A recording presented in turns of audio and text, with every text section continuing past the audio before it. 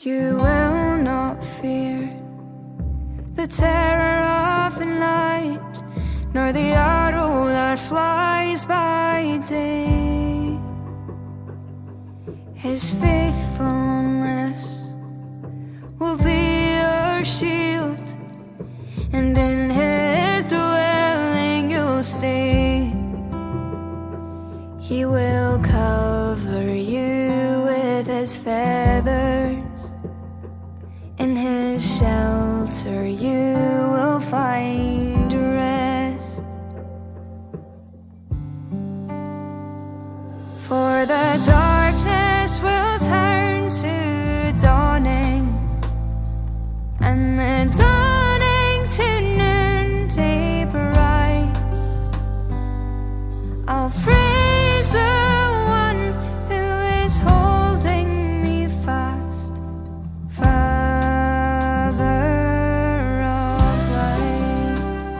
Well, welcome back. This week we are spending time in the first chapter of James.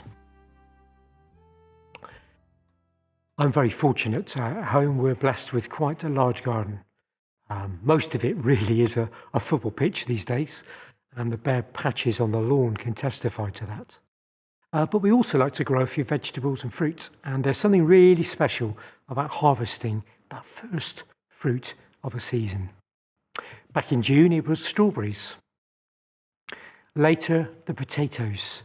Recently, we cut our first cabbage and enjoyed that with our Sunday roast, though we did have to wash off a fair number of little creatures who'd made their home in its leaves. Before long, we'll hopefully be picking sprouts right through the winter. But that moment of the first fruit matters, doesn't it? That first dig into the soil shows us what kind of potato crop we've got, and that first taste, whether they are nice. Our first strawberry will tell you how sweet the rest will be. James's letter is thought to be one of the earliest parts of the New Testament, and he's writing to the very first generation of Christians, the first fruits of this new movement of God. They were the ones who persevered under pressure, discovered God's wisdom, and passed the good news down to us. We are part of the harvest that has followed them as the first fruits. Let's hear today's passage. We're going to read James chapter 1, 9 to 18. Believers in humble circumstances ought to take pride in their high position, but the rich should take pride in their humiliation, since they will pass away like a wild flower. For the sun rises with scorching heat and withers the plant. Its blossom falls and its beauty is destroyed. In the same way, the rich will fade away even while they go about their business. Blessed is the one who perseveres under trial, because having stood the test, that person will receive the crown of life that the Lord has promised to those who love him. When tempted, no one should say, God is tempting me, for God cannot be tempted by evil, nor does he tempt anyone. But each person is tempted when they are dragged away by their own evil desires and enticed. Then, after desire has conceived, it gives birth to sin, and sin, when it is full grown, gives birth to death. Don't be deceived, my dear brothers and sisters. Every good and perfect gift is from above, coming down from the Father of the heavenly lights, who does not change like shifting shadows. He chose to give us birth through the word of truth, that we might be a kind of first fruits of all he created. In these verses, James highlights two big enemies of the faithful life: wealth and temptation. First, wealth. Our culture tells us that being rich and famous is the ultimate goal. That success equals possessions, security, lifestyle.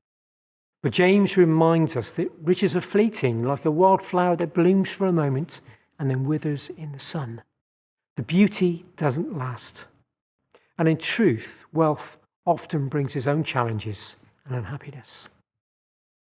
Second, temptation. James makes it clear God does not tempt us. Temptation comes when we are enticed, when we're pulled away from God's wisdom, lured by our own desires. And like the wildflower, the result is always short-lived. It withers, it fades, it leads nowhere good. So James is blunt. Don't be deceived. Instead, Remember that every good and perfect gift is from above, coming down from the Father of the heavenly lights, who does not change like shifting shadows. What a contrast! The world's wealth and temptations fade quickly, but God's gifts are lasting, steady, and good. And James reminds us we are chosen to be a kind of first fruits of God's new creation. Our lives are meant to bear fruit that reflects his wisdom, his truth, his unchanging love into a fickle, ever-changing world. Today's challenge. Why not take a few moments to notice one good and perfect gift in your life today? Something that you can thank God for. Then ask yourselves, where might I be tempted to chase after the world's version of success instead of God's wisdom? And bring that honestly to him there. May God bless us this day. Amen. When anxious thoughts fill an endless night and fear paralyzes me, I'll shout your name, knowing you will hear and be sure to rescue me. You will cover me with your feathers, in your shelter I will find rest. For the darkness will turn to dawning, and the dawning to noonday bright. I'll praise the one who is holding me fast, Father of light.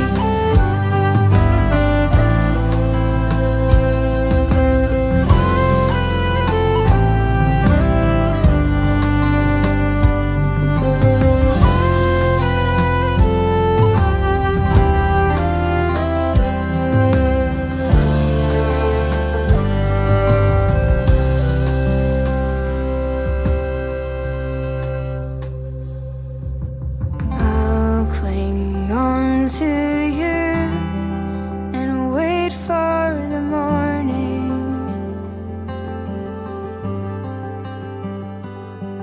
Do you